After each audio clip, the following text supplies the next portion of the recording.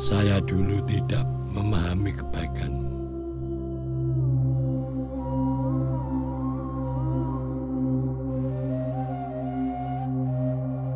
Sekarang saya telah menjadi tua. Ya Allah, Maha Penyayang, saat saya merenungkan hidup ini, saya lebih memahami arti korban.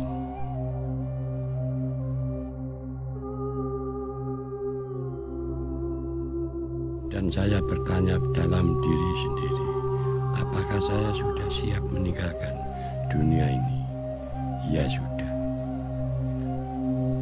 Hampir, tetapi belum juga.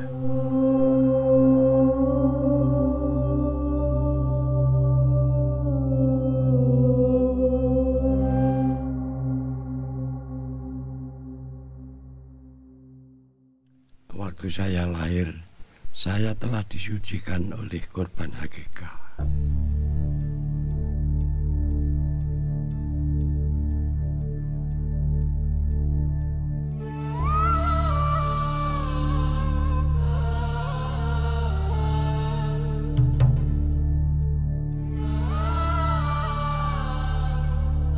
Bismillahirrahmanirrahim.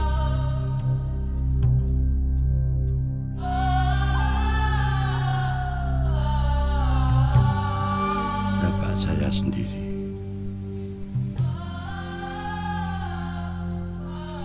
Waktu saya masih sangat kecil, dia telah memberikan hidupnya untuk berperang merebut kemerdekaan bangsa. Dia telah menjadi korban bagi kita semua, bagi bangsa kita.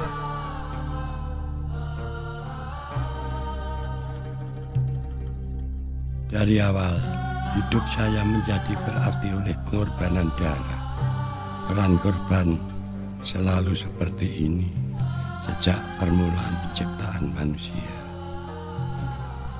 Nabi Adam alaihissalam diciptakan sebagai manusia sempurna, tetapi akhirnya berbuat dosa.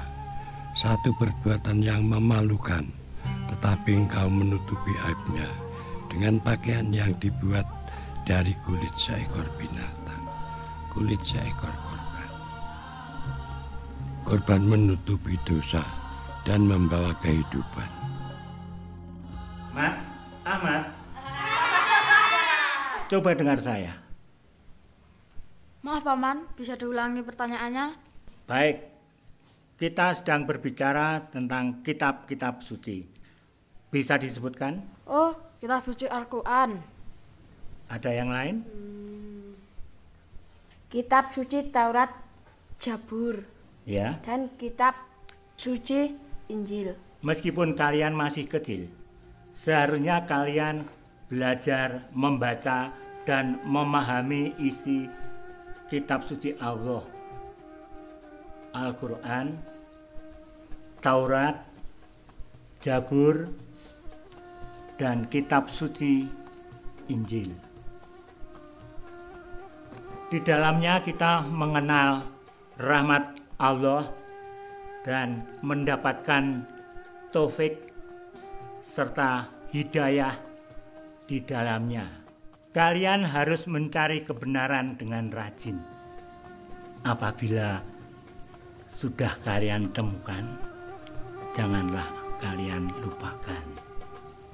Saya tidak memahaminya saat paman saya mengajar saya. Demikian juga bertahun-tahun lamanya.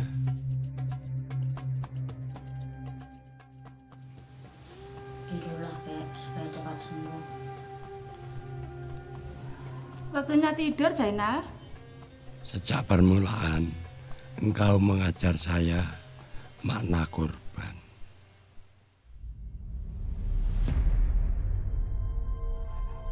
Orang tua kami sudah mengatakan, jangan. Tapi apa yang diketahui mereka? Kami semua masih kecil. Saat itu, kami tahu segala sesuatu dan kami akan hidup selama-lamanya.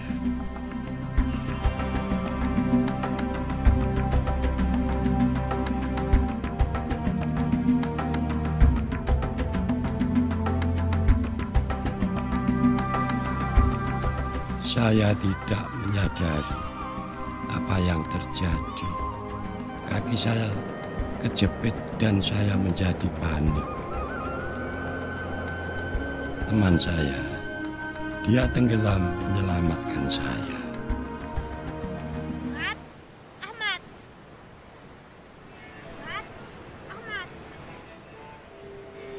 Teman saya tenggelam menyelamatkan saya. Saya hidup karena pengorbanannya dan rahmat-Mu.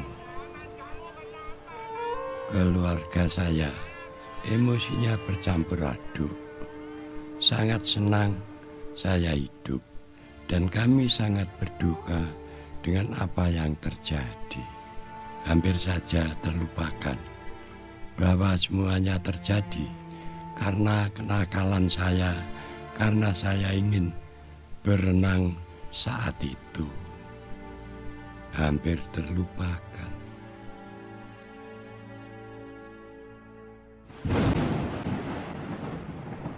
Kemudian saya teringat kisah Nabi Nuh alaihissalam.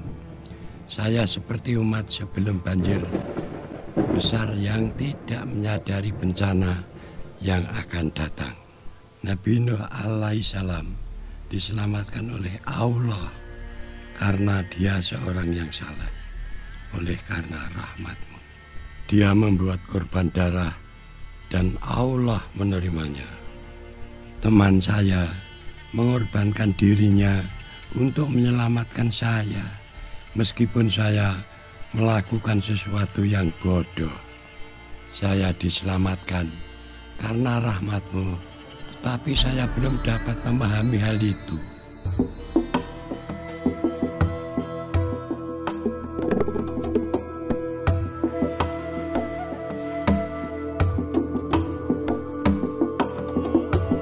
Saya telah tumbuh dewasa, tetapi buta atas jalan-jalan-Mu yang memberkahi saya. Saya merasa bahwa saya berhasil karena kerja keras saya saja.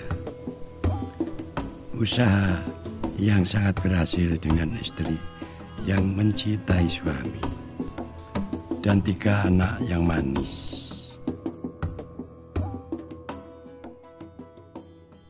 Saya tidak menyadari kebaikan-Mu serta tidak memahami rahmat-Mu.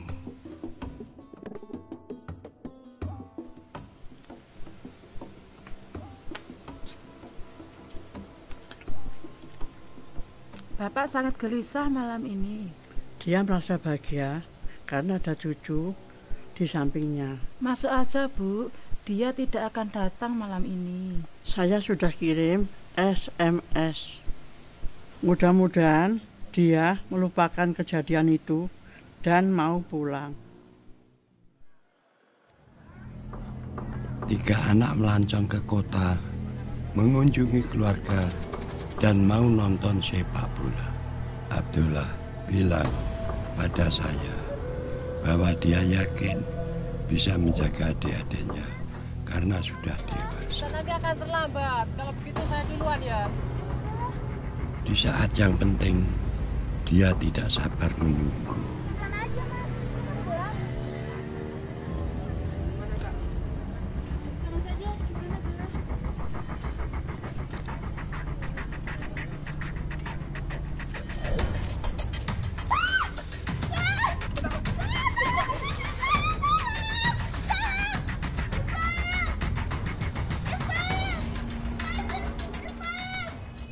Seorang anak kecil mengorbankan hidupnya untuk menyelamatkan kakak perempuannya.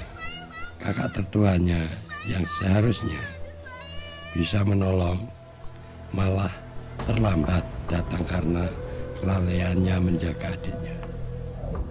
Adiknya meninggal karena kakaknya memikirkan diri sendiri. Kesedihan bapak mereka menjadi amarah yang meluap-luap.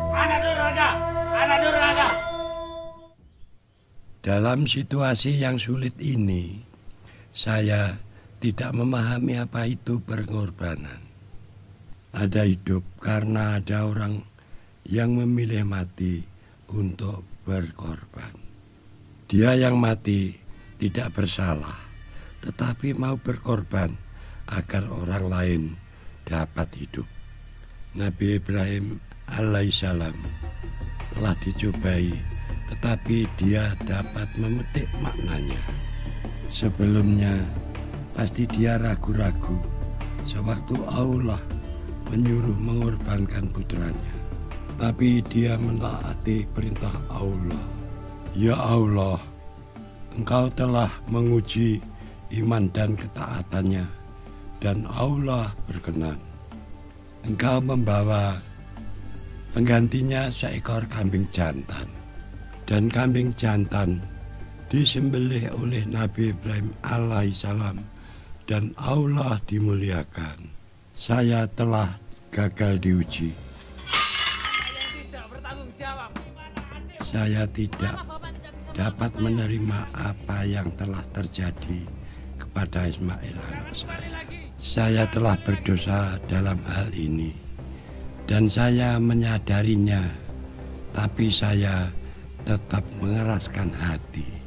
Saya gagal dalam menghargai pengorbanan anak saya yang manis sehingga putri saya bisa selamat. Saya marah terhadap anak sulung saya, Abdullah, dan tidak dapat mengampuni dia karena apa yang telah terjadi.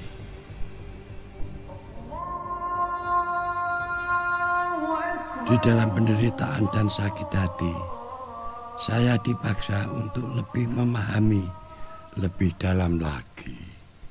Ada banyak suara yang saya dengar, dan suara itu kadang-kadang tidak sama. Ahmad. Assalamualaikum. Waalaikumsalam. Kenapa kamu kelihatan sedih, saudaraku? Saya baru saja memikirkan yang dikatakan Imam di surau. Dia selalu menyinggung kitab suci Injil. Bapakmu selalu mengatakan kepada saya untuk membaca dan menyelidiki kitab-kitab suci, termasuk kitab suci Injil. Tetapi saya selalu mendengar dari orang lain bahwa kitab suci itu katanya sudah diubah dan tidak dapat dipercaya lagi.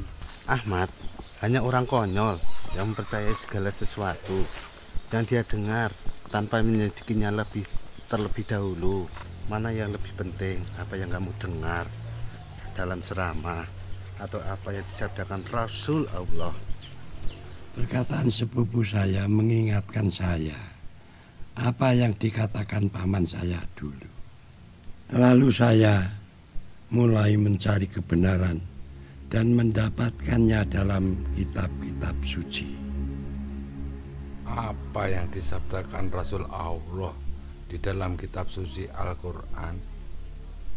Saya membaca Taurat, Jabur, dan Injil dengan ragu-ragu dalam hati saya. Saya mempelajari kitab-kitab suci tersebut dengan teliti. Saya juga baca kitab suci Al-Quran. Saya membaca di surah Al-Maidah ayat 44 bahwa barang siapa tidak memutuskan dengan apa yang diturunkan Allah, maka mereka itulah orang-orang kafir. Kalau saya tidak terima kitab suci sebelumnya, berarti saya kafir. Kafir? Dalam kitab surah Yunus ayat 64 Allah bersabda, tidak ada perubahan bagi janji-janji Allah. Demikian itulah kemenangan yang agung.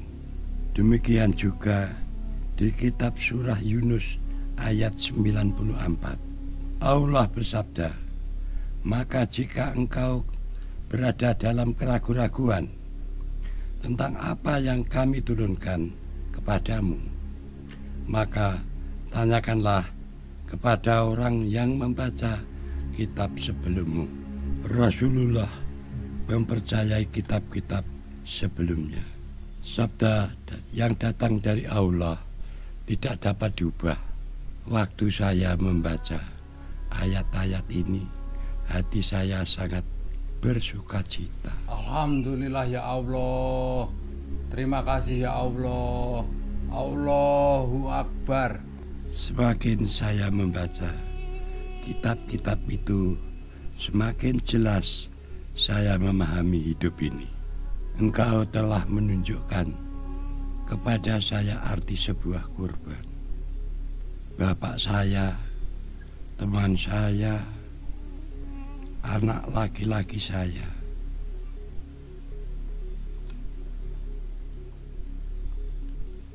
Saya telah membaca perintah Nabi Musa alaihissalam. Di dalam kitab Taurat, imam besar harus mengorbankan seekor kambing yang sempurna dan tidak cacat untuk menghapuskan dosa umat saat itu. Dosa harus diganti dengan nyawa.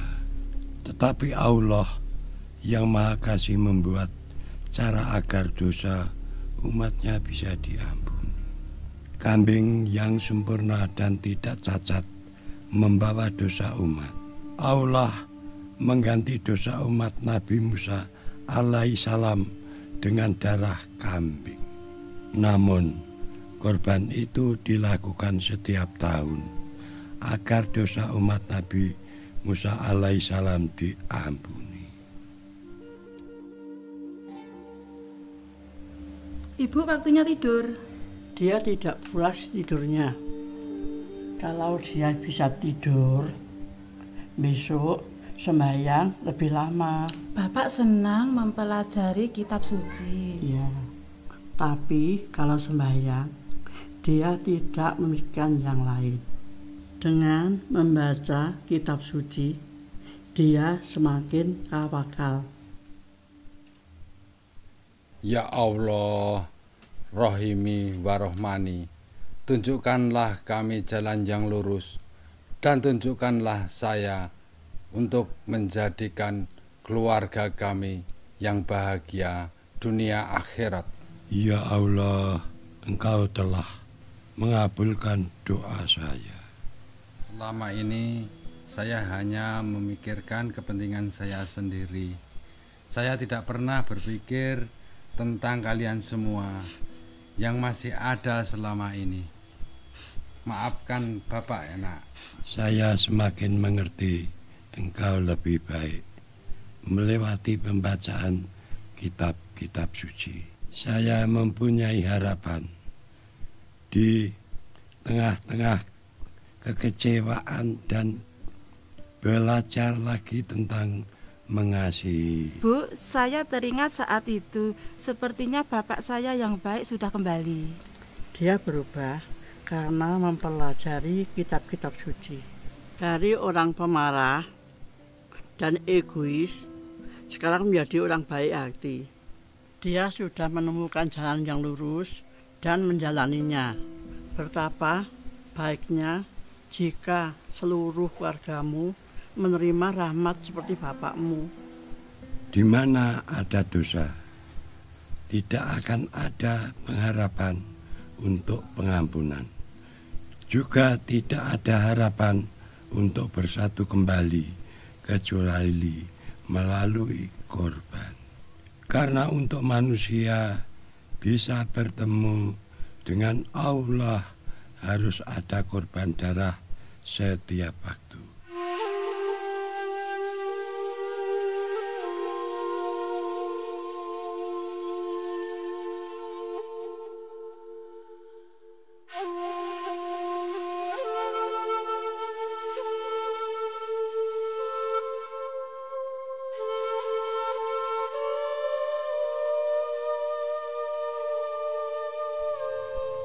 Akhirnya saya mencapai puncak dari pencarian saya dengan membaca kisah Nabi Yahya alaihissalam dan pengajarannya.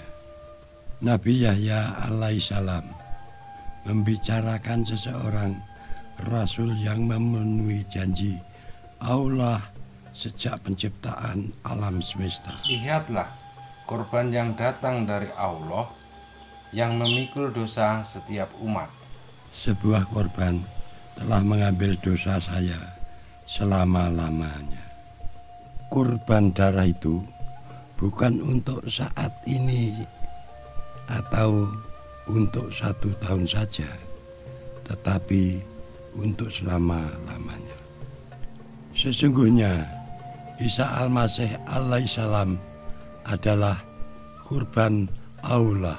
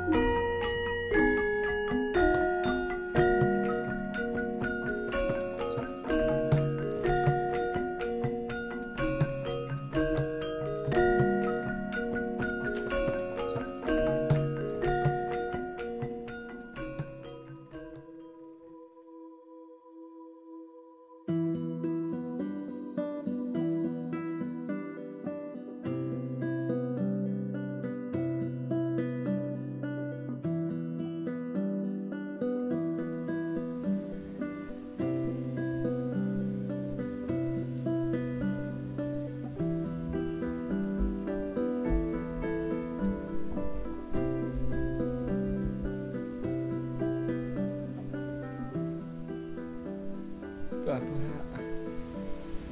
Abdullah anak. Pak, maafkan saya ya Pak. Saya telah mengkhianati Bapak. Dan selama ini saya banyak dosa. Saya mohon maaf ya Pak. Saya maaf sama Bapak. Sudah lama saya memaafkan kamu. Saya sudah melajari kitab-kitab suci. Maka dosa saya diampuni melalui korban Allah. Maaf.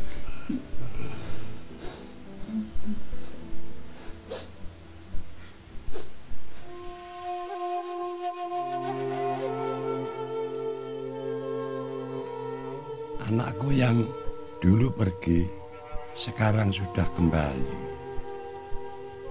Sekarang Abdullah berjanji kepada saya untuk selalu membaca kitab suci dan mentaati semua perintahnya dan menjauhi larangannya.